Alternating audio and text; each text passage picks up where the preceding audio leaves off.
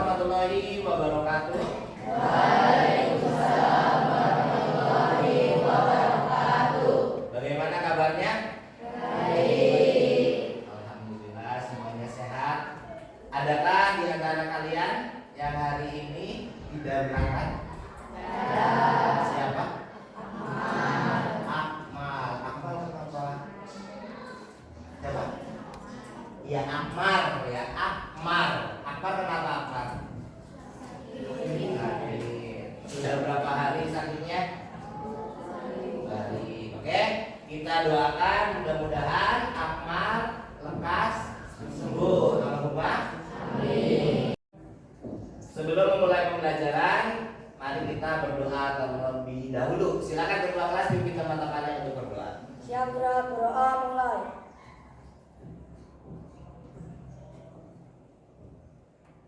Selesai.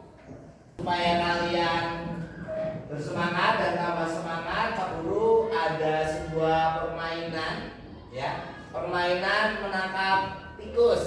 Ada yang pernah menangkap tikus? Nah, mungkin takut sama tikus ya? Ya karena memang tikus juga itu sulit ditangkap. Di berita-berita di televisi kan sulit menangkap tikus. Tapi kita akan belajar menangkap tikus. Sekarang semuanya berdiri. Kita akan permainan menangkap tikus. Oke. Ya, tangannya seperti ini. Tangannya. Bapak cek dulu, bapak. Seperti ini. Oke, ini perlu membutuhkan fokus ya kalian ya. Ketika kalian nanti mendengar kata tikus ya, tangan yang kanan berusaha untuk kabur. Tangan yang kiri berusaha untuk menangkap. Oke, siap kita makan ya. Pada hari Minggu, Akila pergi ke sawah untuk mengantarkan makanan kepada ayahnya. Di tengah perjalanan, Akila melihat timun. Akila melihat timun yang dimakan tikus. Coba saya dapat. Ada yang dapat? Oke, sama-sama.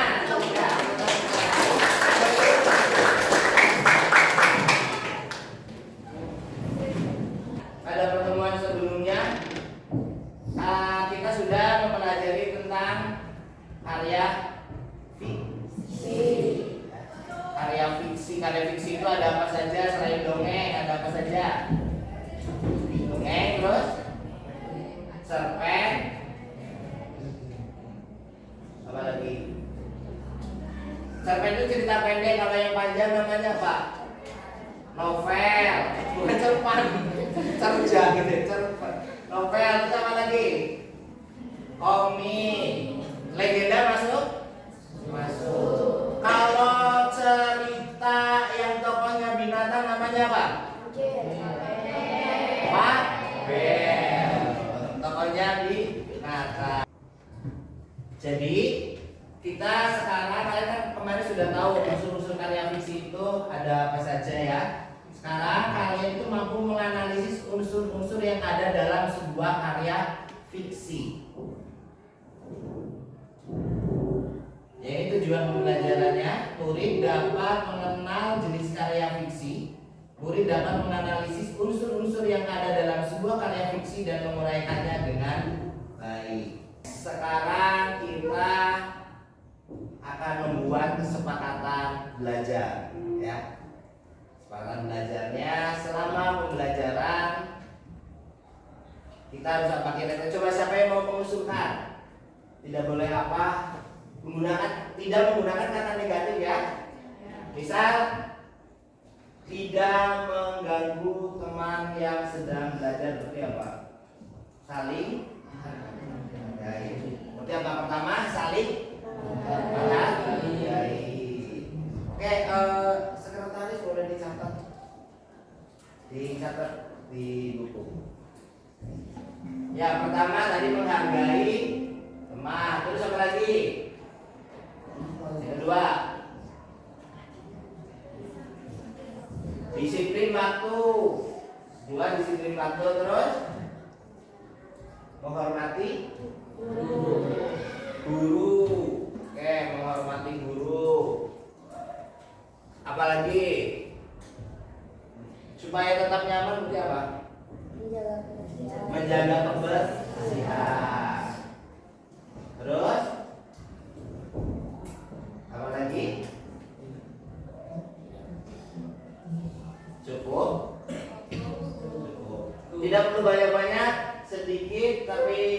sudah mewakili hal-hal positif dan yang terpenting benar-benar dilaksanakan. Namanya juga kesepakatan, berarti itu tanggung jawab kalian terhadap kesepakatan yang telah kalian buat. Sebuah penghargaan untuk diri kalian sendiri. Sekarang kita akan menyaksikan sebuah tayangan di sini dengan judul Kisah Pura-Pura Sombong. Dari judulnya Kisah Pura-Pura Sombong, berarti ini jenis cerita apa? Perhatikan, nanti ada pertanyaan yang terkait dengan unsur-unsur karya fiksi.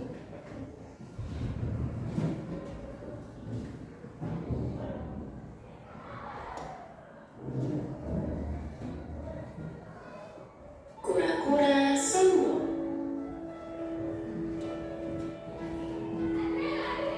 Di sebuah danau hiduplah seekor kura-kura yang senang sekali memandangi langit luas. Ia membayangkan dirinya dapat berada di atas sana.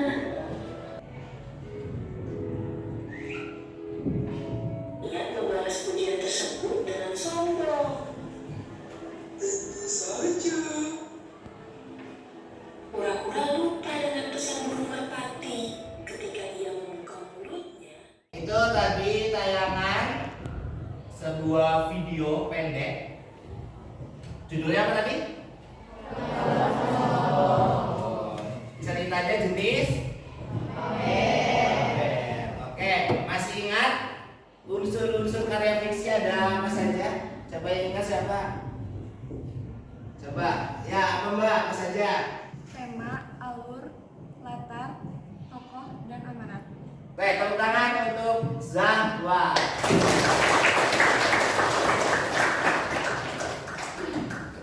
Oke, ini unsur-unsur karya fiksi. Pertama ada tema, tokoh atau penokohan, latar, setting, alur atau plot ya, kemudian amanat.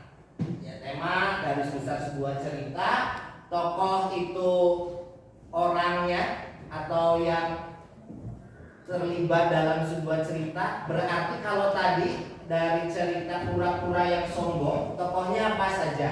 Siapa saja tokohnya?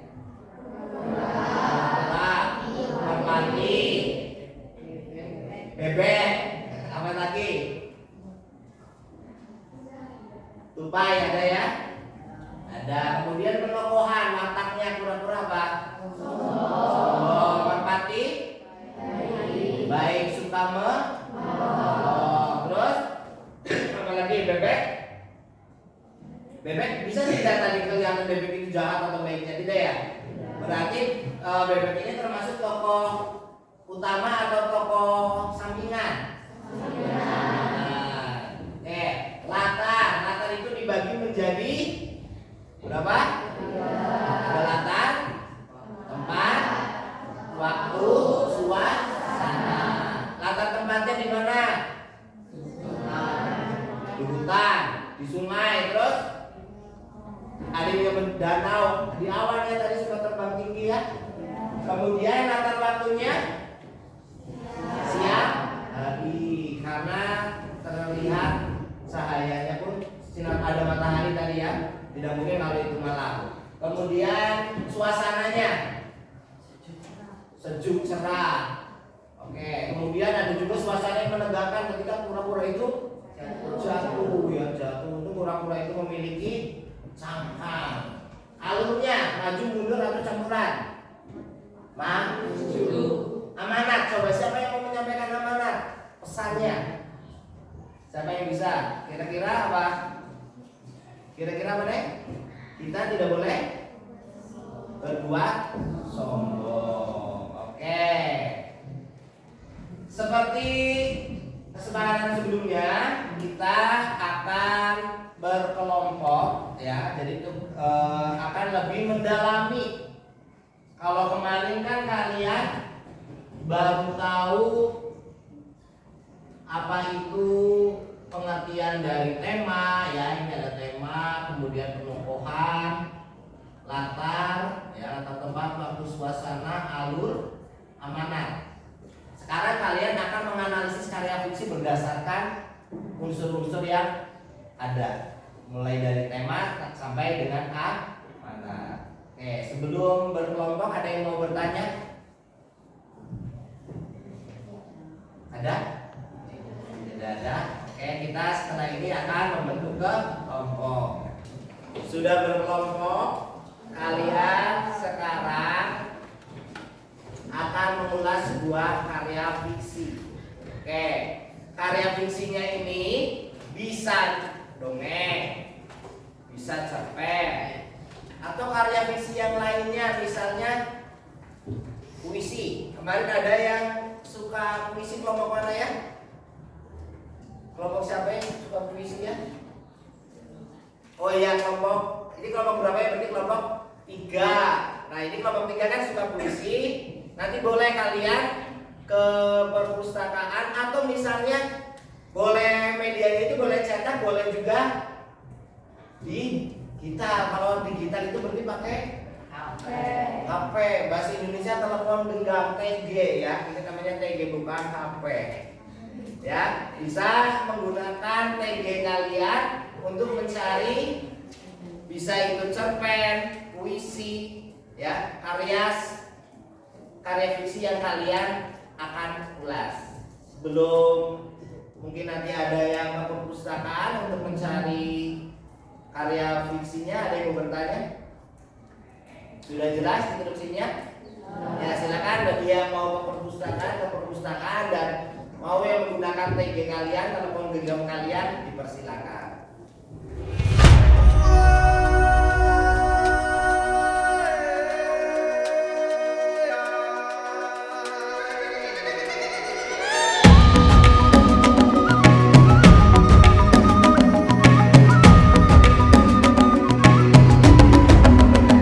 Bangun dan bukalah matamu, saatnya meraih mimpimu.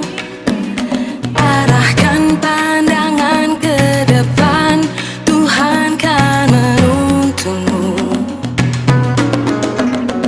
Sadarilah masa berganti, tantangan kan kita hadapi. Bergandeng tangan untuk negeri, era kita menanti berseri. Kita pelajar Pancasila, kita bernafas dalam sila-silanya. Kita pelajar Pancasila, ayo kita jaga untuk Indonesia. Bersatu dalam perbedaan. Semuanya ya? Kelompok berapa? 7 sudah? Sudah, oke, bagus. Siapa yang mau mempresentasikan terlebih dahulu hasil diskusinya dengan teman-temannya dalam satu kelompok? Ayo, siapa? Kelompok mana yang mau? Ya, dari kelompok 4. Oke, silakan kelompok 4 ke depan. Boleh semua untuk perwakilan. Perwakilan mas semua? Oke, semuanya silakan ke depan. Oke, tepuk tangan untuk kelompok 4.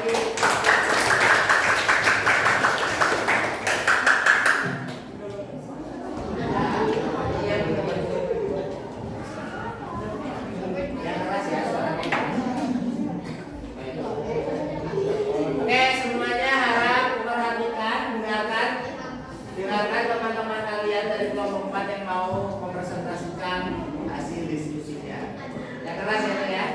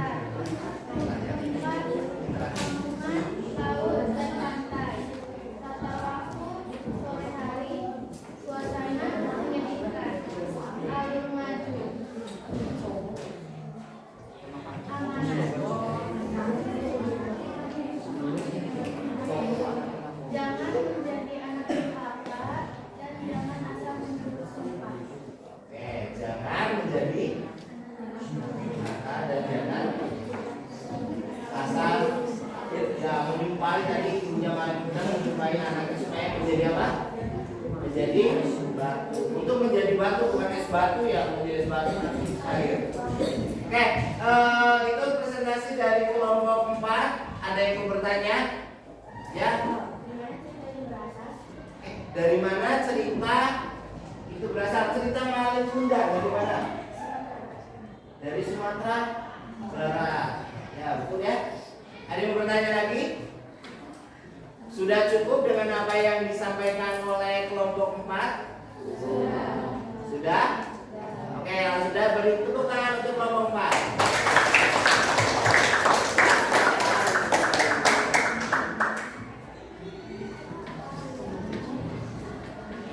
Oke, semua kelompok sudah mempresentasikan hasil diskusinya.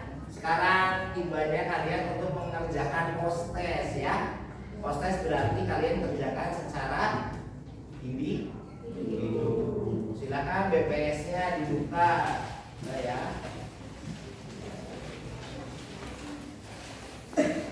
Halaman 51. Halaman 51. Ada yang tidak membawa BPS? Semua membawa? Ya, kelompok. Oke, salah jadwal silakan nanti boleh dengan temannya ya, berbagi ya. Ya, silakan dikerjakan post-testnya. Berapa waktu? Lamanya berapa waktu? Waktunya berapa lama? Berapa lama? 10 menit, 15 menit? 15 menit cukup ya? Ya, oke ya, silakan kerjakan post-testnya. Oke, sudah 15 menit, sudah selesai? Mas Akila, Kak Guru minta bantuannya untuk dikumpulkan tugas itu BPS-nya. Tadi ya, dikumpulkan. Mbak, yang dikumpulkan. Tadi ada kesulitan tidak kalian selama mengerjakan post-test atau sebelum tadi ketika berkelompok ada kesulitan, kira-kira apa kesulitannya? Dari 5 unsur-unsur itu kira-kira unsur mana yang paling sulit untuk ditentukan atau ditemukan? Apa? Amanat. Ya, amanat itu berarti kan pesan ya. Jadi bagaimana supaya kita tahu pesannya? Berarti kita harus membaca secara menyeluruh. Misal kalau kita membaca Malin Kundang ya, kalau kita tidak hanya membaca di awal, kita membaca di akhir, mungkin pesannya jangan menjadi anak yang durhaka, jangan asal mengucapkan sumpah. Tapi kalau kita baca dari awal, kita dapat pesan yang lain juga. Misal, jadilah anak yang jujur, rajin. Malin Kundang itu jujur dan rajin, sehingga dia bisa menjadi orang yang sukses. Namun karena apa ya? Karena dia mungkin imannya kurang ya, ketika sukses dia lupa dengan ibunya. Oke, bagaimana perasaan hari ini? Senang? Untuk pertemuan berikutnya kita akan mempelajari tentang struktur dan kaidah kebahasaan dari karya fiksi. Oke, sekian pembelajaran hari ini. Bersama-sama kita membaca hamdalah. Alhamdulillah. Wassalamualaikum